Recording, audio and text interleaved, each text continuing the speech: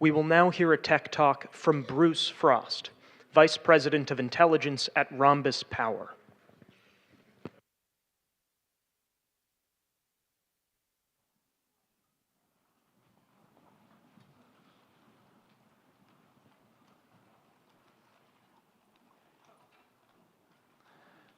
Thank you very much. It is a great pleasure to be here today.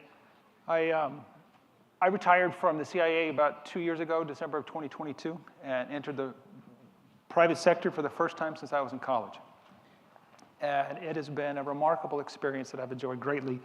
I recently had the opportunity to speak to a group of government technologists, and they asked me to come speak about leading at a time of change, which I'm happy to do because 31 years of federal service, I saw a lot of change. But at the end, they asked me the question, what have you learned in the private sector about technology that's different from what you did in the government when you're bringing technology into the building? And a couple of points that I made to them, and they're very relevant to what we're going to talk about today. Obviously, in the private sector, that ability to iterate quickly is amazing.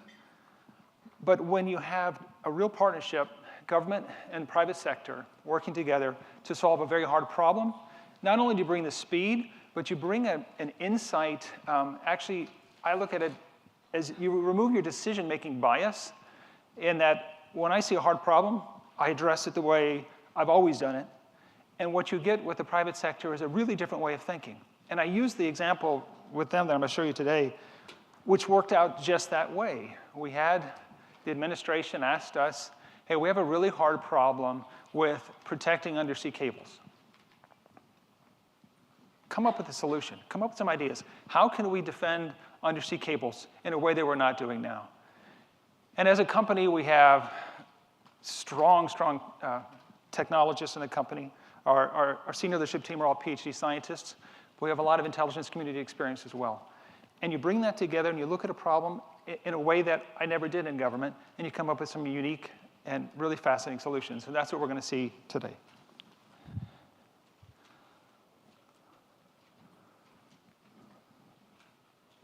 Oops.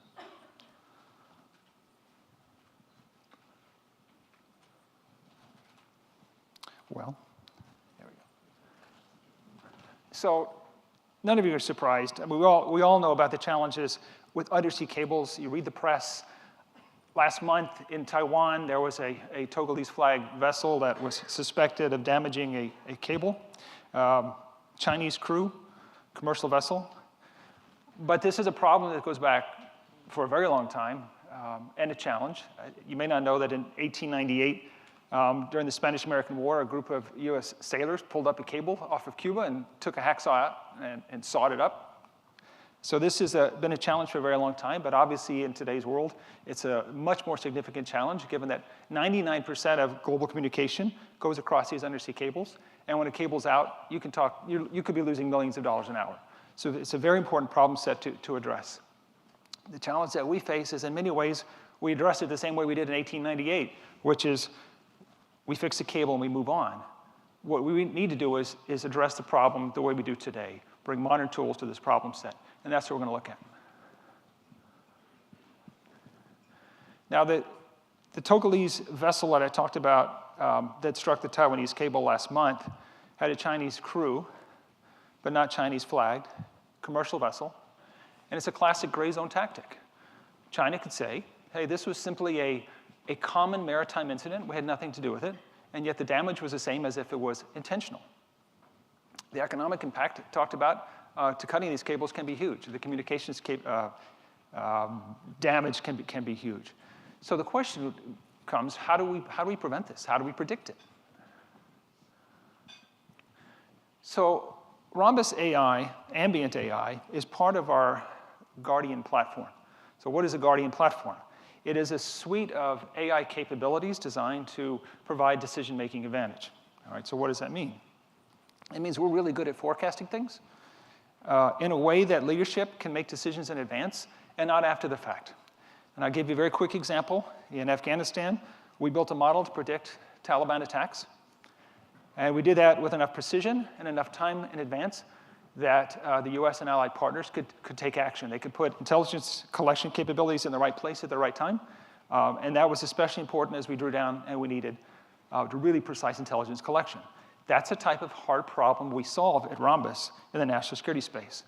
So when we were asked to look at this one, we said, this is tailor-made for us. This is exactly the type of problem that we like to solve. How do you deal with the hundreds of thousands of ships in the world and the hundreds of cables and the threats that are posed to them? And Ambient is allowing us to do that. So what is Ambient AI? Well, this is a screenshot. Ambient itself is just one feature of many. We do contested logistics. We look at budgets. We look at intelligence questions. We look at a range of national security problems, and we apply AI and machine learning to them. In this case, we're going to look at how could we address the undersea cable threat. And there's many ways to access the tool, and one of them is just simply the Ask AI button, where you can pose a question. So let's do that. In this case, I just want to start with understanding the background, the history. So I'll ask Ambient, show me the undersea cables around Taiwan. And pardon my slow typing.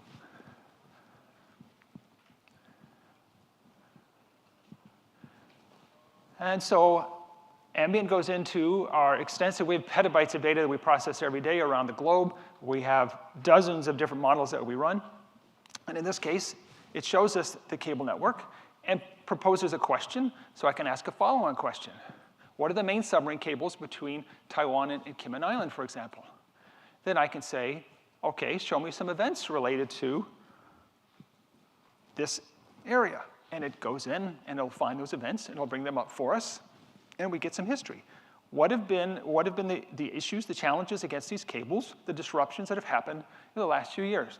Really important to set the stage to understand historically what has happened in this region.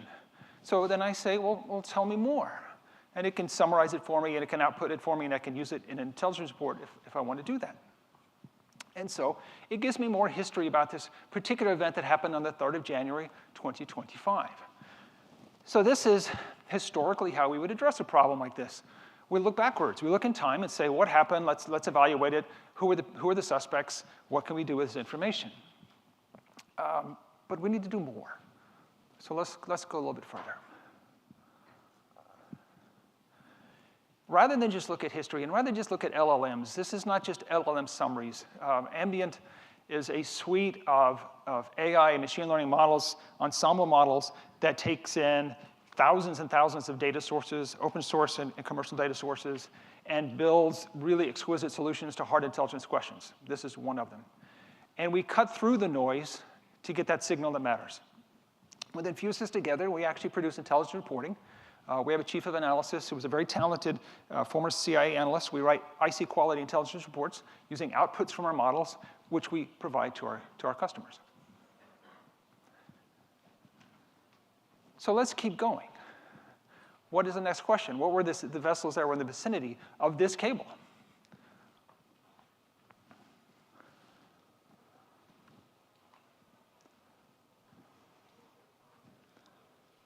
So Ambient does a search. It goes through our data, and it identifies not just all the vessels. I mean, there's probably hundreds of vessels that were around this cable at the time. But which vessels do you really want to pay attention to? Which are the vessels that matter? Which vessels have either not been using their AIS correctly to hide, to spoof where they are, to hide where they are, who have been searched repeatedly by Coast Guard, which has behaved in a manner that's alerting and causing us concern. And that's what Ambient does. It filters out that sea of ships and says, these are the ones that matter. These are the ones you need to pay attention to. And then it provides a summary that you can learn more about the ships.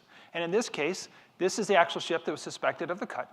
And we said, so what was this activity in the week leading up to this event? Well, you can see here, it's moving very slowly. It's just kind of hanging out around Taiwan, which for a commercial vessel is not usual. So it gives us more insight into this ship and why this ship might be suspected. These are the types of things that we look for.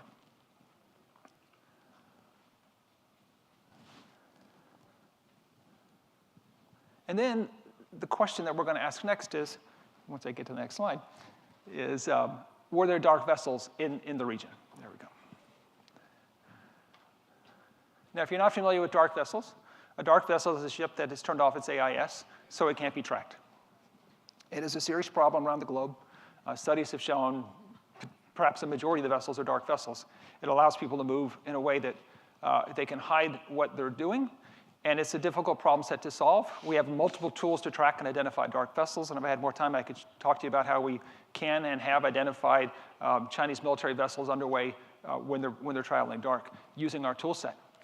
But what else is happening in the region? Well, what Ambient has told us, and you'll see there, is that ability to identify, in this case, this was a couple of months prior to the event, elevated activity at military bases throughout the region.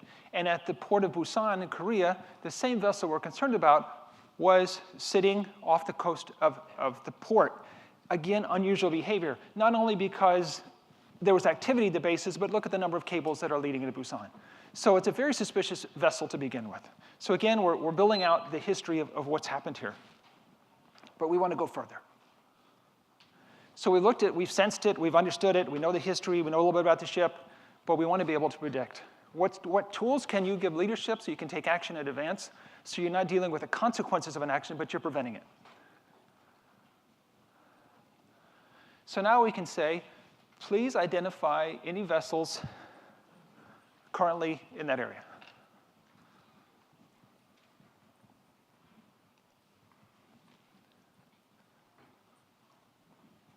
And Ambient will come back. OK, you look at this, and this is what is often the case, is it's overwhelming amount of data. Out of all that data, how do you determine which ships matter? And that's what Ambient does. Using the protocols we've developed to identify suspicious vessels, we can focus in. We'll get back to dark vessels in just a second. But these are the vessels that have been operating in the area right now that are suspicious because of the speed, the trajectory, their history, their crew, or they're flagged, or they turn their AIS on or off, or they've been inspected. There's a whole range of items that we look at to make this evaluation. And then we also look at the dark vessels that are in the region as well. So what vessels are traveling dark in the space? What are the potential threats that you need to focus your intelligence collection on? Not the sea of ships, but those specific ships that are of concern. And that is what Ambient is doing for us, taking a wealth of data at scale and reducing it to a very manageable target set. And then, at the end of it all, we can say, give us a report. And Ambient will automatically generate a report for you that you can use in your own intelligence, that you can provide to your senior leadership, depending on whatever your use case could be. And one thing I jumped over, but one thing I highlighted in there was, can you show us any cable repair ships that are in the region? And you might ask the question, why would you want to know if there's a cable repair ship in the region? And the reason being that, there's about 100 disruptions a year. Most of the cables are privately owned. For good reason, they don't want it to be public that there's been a breakage. But for us, we need to understand, has there been a breakage? What ships are around? It helps us in our model development. So we use that as a way to determine where might there be a breakage that's not reported in the press that we haven't seen elsewhere. And I think one of the key features of Ambient, and this is just one small part of it. We do everything from satellites to air, land, sea, information operations, and now undersea operations, is it's completely open source. So that ability to take a report that we develop and immediately turn around and use it, having been in government for most of my life, knowing that so much that we produce is at a classification level that's difficult, if not impossible, to share. The ability to say, here are 5 ships that we've identified are of concern. They're near this particular cable. You should take action, and you can take that information and immediately share that with local authorities, with Coast Guard, with whoever you need to interface with in a very fast basis. And so I come back to what I started at the beginning, that ability of the public-private sector partnership. When the public sector says, hey, we have a really hard problem, we need a solution, the private sector can say, hey, let's look at it a couple of ways that you might not have looked at it before. Let's look at it in the open source. Let's not fall back on the traditional tools that we use in the intelligence community. Let's develop a tool that you can easily share. And let's look at it maybe in a way you've never thought about, using commercial satellite data or different sources of data. When we do that, we do remarkable things. And it was very exciting to work on this project. I'm very excited to see where this continues to develop. Our ability to predict threats to undersea cables will only develop with time. And I think it's going to give us a new tool so that we're not dealing with this problem set the same way we dealt with it in 1898, which is looking backwards. Let's look forward. Let's use the power of AI and machine learning to protect this infrastructure. And that's our presentation for today. Thank you all very much.